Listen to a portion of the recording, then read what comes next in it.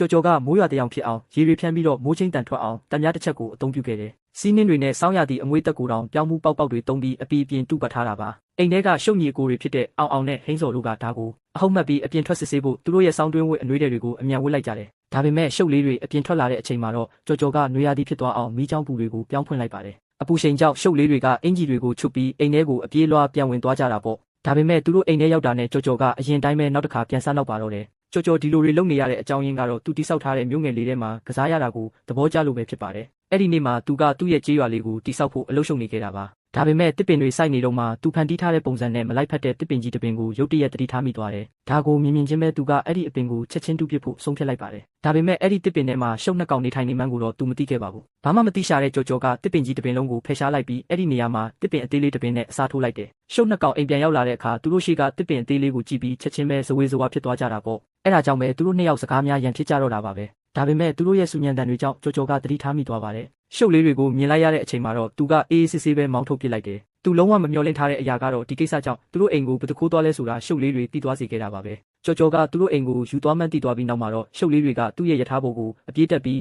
ဘရိတ်ခေါင်းလောင်းကိုပိတ်ပစ်လိုက်ကြတယ်။ယထာကရုတ်တရက်ကြီးထိုးရက်သွားပြီးကြော်ကြော်လည်းချက်ချင်းပဲမှောက်လျက်လဲကျသွားပါတော့တယ်။ဒီအခွင့်အရေးကိုအသုံးချပြီးရှုပ်နှစ်ကောင်ကတစ်ပင်ကိုတည်သွားဖို့ကြိုးစားခဲ့ကြပါတယ်။ဒါပေမဲ့ကြော်ကြော်ကသူတို့ကိုမိသွားပြီးမင်းမဲတွေနဲ့လိုက်ဘက်ကတစ်ပတ်လုံးလိုက်မောင်းပါတော့တယ်။ကံကောင်းထောက်မှစွာနဲ့သူတို့နှစ်ယောက်မြို့ငယ်လေးတွေကိုအချိန်မီထွက်ပြေးလွတ်မြောက်သွားနိုင်ခဲ့တယ်။ဒါပေမဲ့အဲ့ဒီနေရာလေးကဘလောက်တောင်တက်ပယ်လဲဆိုတာကိုတွေးလိုက်ရတဲ့အခါသူတို့အံ့ဩသွားကြပါတယ်။သူတို့ရဲ့တစ်ပင်အဟောင်းနဲ့နှိုင်းယှဉ်ရင်ဒီနေရာကအများကြီးပိုကောင်းနေတာကြောင့်သူတို့အဲ့ဒီမှာပဲနေထိုင်ဖို့ချက်ချင်းဆုံးဖြတ်လိုက်ကြတယ်။အဲ့ဒီအချိန်မှာပဲကြော်ကြော်ကမြို့ငယ်လေးတွေကနေမိခိုးတွေထွက်လာတာကိုရုတ်တရက်တတိထားမိသွားတယ်။ရှုပ်လေးတွေအထဲမှာရှိနေမှန်းသိနေတဲ့အတွက်သူကတခုခုလှုပ်ဖို့ပြင်လိုက်ပါတယ်။ဒါပေမဲ့သူတို့ကအဲ့ဒီနေရာကိုပိုင်ရှင်တွေလိုမျိုးခြံထဲမှာတမျက်စိလဲတန်ရှင်းရေးလုပ်နေတာကိုမြင်လိုက်ရတယ်။ဒီလိုထူးထူးခြားခြားတွေးလိုက်ရတာကကြော်ကြော်ရဲ့ဆန်းနောက်ချင်တဲ့စိတ်ကိုချက်ချင်းပဲလှုပ်ဆော်ပေးလိုက်ပါတယ်။သူကရှုပ်လေးတွေအတွက်နွားနို့အလက်စားတွေကိုပြင်ဆင်ပေးရုံတင်မကပဲသူတို့နေလေခင်းအိပ်ပျော်နေတော့မှစောင်းတောင်ခြုံပေးခဲ့ပါသေးတယ်။အရာအလုံးကနှွေးထွေးပြီးအေးချမ်းနေပုံရပါတယ်။ဒါပေမဲ့ဒါကအစပဲရှိသေးတာပါ။ကြော်ကြော်ကပုံစံမျိုးစုံနဲ့စနောက်လိုက်တဲ့အတွက်ရှုပ်နှစ်ကောင်ဟာတမိနစ်တောင်မပြည့်ခင်မှာရာသီဥတုလေးမျိုးစလုံးကိုခံစားလိုက်ရပါတယ်။အရန်ကိုအံ့ဩသွားတဲ့ရှုပ်လေးတွေကအပြင်ထွက်ပြီးစူးစမ်းကြည့်ဖို့ဆုံးဖြတ်လိုက်ကြတယ်။ဒါပေမဲ့ကြော်ကြော်တူးပတ်ထားတဲ့နွေရာသီအတူကြောင့်သူတို့အနောက်ခံလိုက်ရပြန်ပါတယ်။တခြားရှုပ်တစ်ကောင်ကတော့တခုခုမှားနေပြီဆိုတာကိုရိပ်မိသွားတယ်။သူကမီးလင်းနေတဲ့ဘက်ကိုလိုက်ကြည့်ရင်နောက်ဆုံးမှာတော့ကြော်ကြော်ကိုရှာတွေ့သွားပါတော့တယ်။သူအရန်ဒေါသထွက်သွားပြီးမီးပလက်ကိုချက်ချင်းပဲဆွဲဖြုတ်ပစ်လိုက်ပါတယ်။အဲ့ဒီနောက်အချိန်မဆွဲတော့ပဲသူ့ညီလေးကိုအမှန်တိုင်းပြောပြပြီးယထာဘောကိုအတူတူထွက်ပြေးခဲ့ကြတယ်။ဒါပေမဲ့မကြခင်မှာပဲ